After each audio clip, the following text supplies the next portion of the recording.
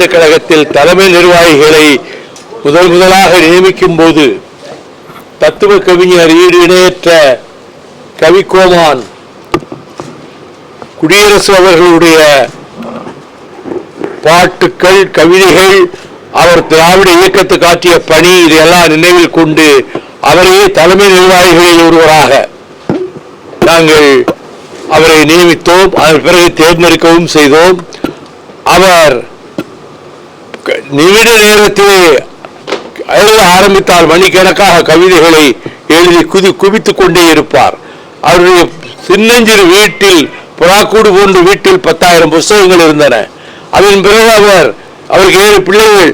அதற்கு பிறகு அவர் அங்கே ஓலை குடிசையிலே வாழ்ந்தபோது மழை தண்ணீர் கீழே கொட்டி மண்தரையெல்லாம் சேராக இருந்தபோது அதை பார்த்துவிட்டு துடிதுடித்து போன நான் அவரை அடக்கம் செய்வதற்கு முன்பு அவருடைய குடும்பத்திற்கு தேவையான வீடுகள் அனைத்தையும் மறுமலர்ச்சி திராவிட முன்னேற்ற கழகம் கட்டி கொடுக்கும் என்று சொன்னேன். அதே போல தியாகராய நகரிலே 8 வீடுகள் அவருடைய குடும்பத்துக்கு, அது துணைவியாருக்கு ஒரு வீடு, மற்றவர்களுக்கு ஒவ்வொரு வீடு என்று தனித்தனி வீடுகளாக 8 வீடுகள் கட்டி கொடுத்தோம் கழகத்தினுடைய செலவிலே. அதை எல்லோரும் பாராட்டினார்கள். மறைந்த பிறகு ஒரு தொண்டனுக்கு இவ்வளவு பெரிய சிறப்பு, ஒரு தொண்டருக்கெல்லாம் தொண்டராக இருந்த குடியரசு அவர்களுக்கு இவ்வளவு சிறப்பு செய்திருக்கிறது மறுமலர்ச்சி திராவிட முன்னேற்ற கழகம் என்று எல்லோரும் பாராட்டுகிற அளவுக்கு அவர் எங்கள் நெஞ்சில் வாழ்கிறார், எங்கள் நினைவில் வாழ்கிறார், எங்கள் கொள்கைகளில் வாழ்கிறார். பெரியார் என்ற பெயரை உச்சரிப்பதிலே வாழ்கிறார். அண்ணா என்ற பெயரை உச்சரிப்பதிலே, டாக்டர் கலைஞர் பெயரை உச்சரிப்பதிலே அங்கே அண்ணன் தத்துவ கவிஞர் குடியரசு நிரந்தரமாக கொலுவிட்டிருக்கிறார்.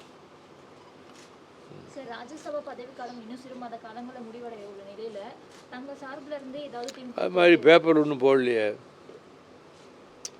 அதை பற்றி எனக்கு ஒன்றும் தெரியாது.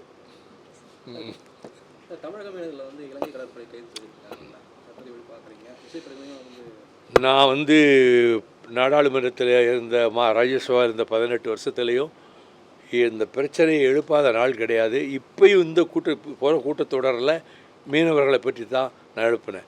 இந்த அரசு, இந்திய அரசு எவ்வளவு மெத்தனமாக தமிழர்களை கிள்ளுக்கரையாக நினைத்து சுட்டுக் கொல்லப்படுகிறவர்கள் தமிழக மீனவர்கள் என்ற உணர்வே இல்லாமல், மரத்து போன மனச்சாட்சி இல்லாத மோடி அரசு அவர்களோடு கூடி குலவி கொண்டாடுவதிலே, சிங்கள அரசோடு அவர்கள் துணிந்து தினந்தோறும் கைது செய்கிறார்கள். அந்த படகுகளை ஏலமிடுகிறார்கள். அவர்களை சிறையிலே பூட்டி கொடுமைப்படுத்துகிறார்கள். நம்முடைய முதலமைச்சர் பலமுறை பிரதம மந்திரி இடத்திலே, மோடி இடத்திலே நேரடியாகவே இதை பற்றி வலியுறுத்தி சொல்லிவிட்டார். நாள்தோறும் கடிதங்கள் எழுதி கொண்டுதான் இருக்கிறார்.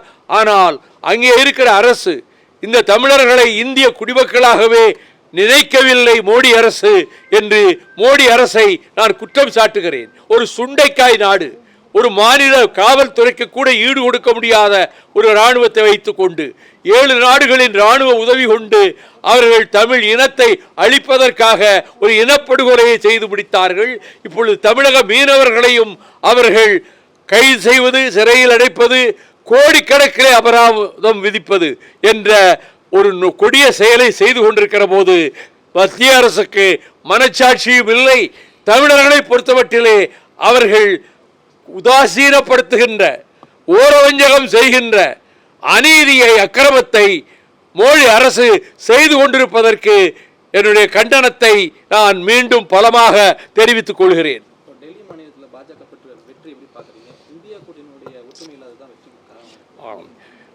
அவர்கள் ஆம் ஆத்மி கட்சியோடு காங்கிரஸ் கட்சி ஒரு உடன்பாடு செய்திருந்தால் இந்த தேர்தல் முடிவே வேறு விதமாக இருந்திருக்கும்.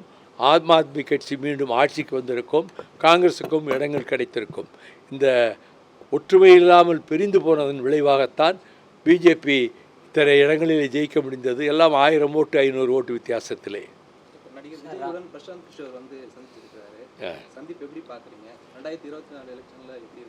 நீங்கள் எப்படி பார்க்குறீங்களோ அப்படி தான் நானும் பார்க்குறேன். இந்த கேள்விக்கு பதில் சொல்லிட்டேனே. அது தொடர்பாக நான் ஒன்றும் கோரிக்கை ஒன்றும் வைக்கலை, நீங்களாக தான் கேட்டுக்கிட்டு இருக்கீங்க. எனக்கு தெரியாதுங்க. எனக்கு தெரியாதுன்ட்டு கோரிக்கை வைக்கலன்ட்டு திரும்ப திரும்ப அதையே கேட்டு என்ன பயன்?